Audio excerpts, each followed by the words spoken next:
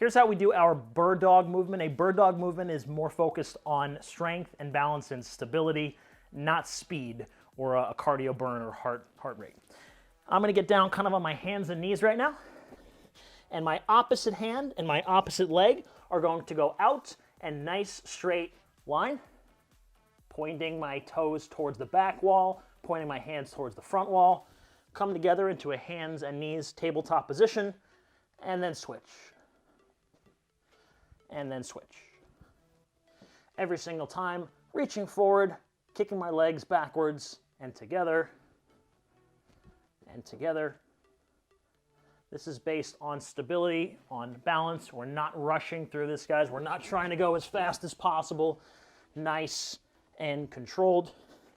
This helps us work on some balance and stretch out a little bit of our arms, our legs, and our hamstrings as well. That's the movement, and we call that a bird dog.